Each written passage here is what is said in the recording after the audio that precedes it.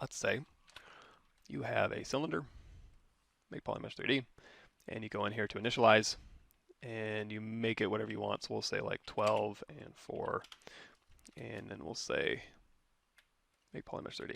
And we'll go ahead and scale this down because I'm going to make a very long one here.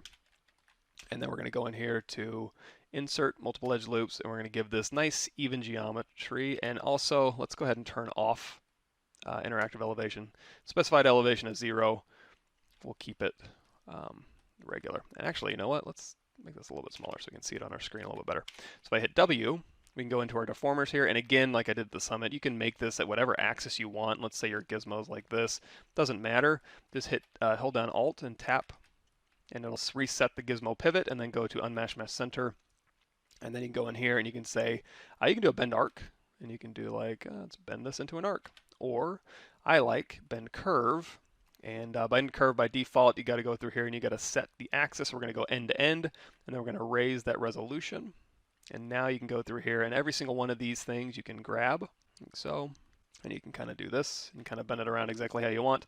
You can also have the opportunity to go through here, and every single one of these has a twist. So you can go through here and you can kind of twist these things up. You can also scale them out if you want to. So you can go through here and you can twist, and you can scale however you'd like. And so now once you have this, let's go ahead and say we're good. So let's just hit W. Or if you want more information on this type of stuff, there's intros on my YouTube channel.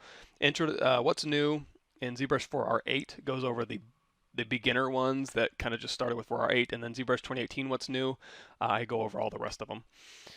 So that'll give you more information on the gizmo functionality in R8, and then 2018 expounding on that. So let's go ahead and do our usual group by normals. We'll isolate this. Let's go to select rectangle. There we go. Delete hidden. So now, let's say we want to create a bundle of wires. So I'm going to go through here, hover over this edge. We'll say polygroup, polyloop. So here, and then I'm just tapping and then tapping Alt to inherit a new polygroup every time.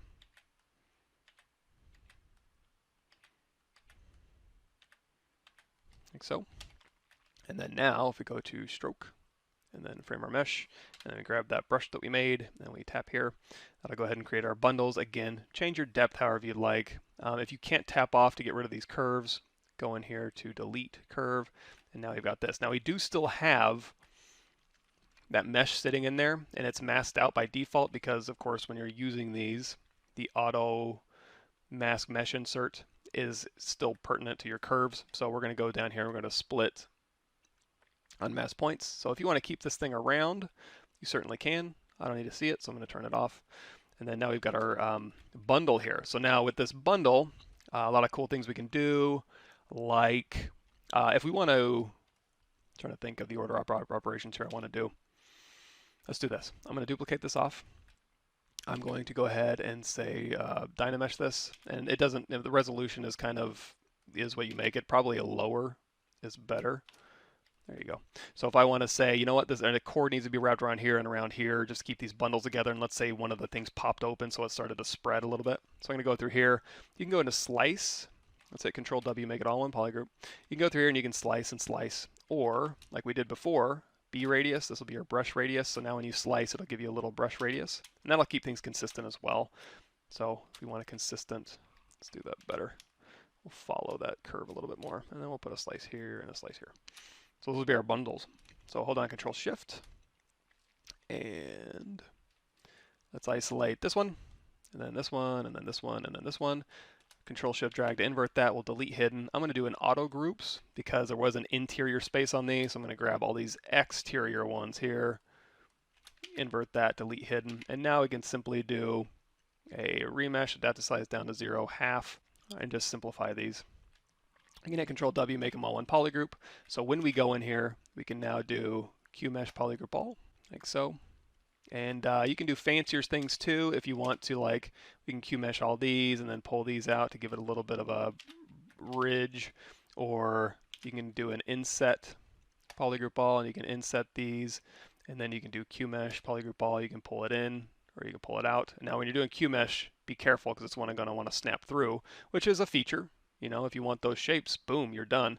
But if you don't, extrude is probably your best bet. So, and also if you want to make these thicker on the inside, extrude or QMesh, polygroup all, hold down shift. Just pull along those and they'll all follow all at the same time. And then extrude, polygroup all, or we can do another inset. And then we can do QMesh, hold down shift, and then now those will be inset. And we'll go ahead and do like a crease dynamic, crease level of 3, smooth level of 4. And now we got our bundle of wires here. We can hit D for dynamic preview.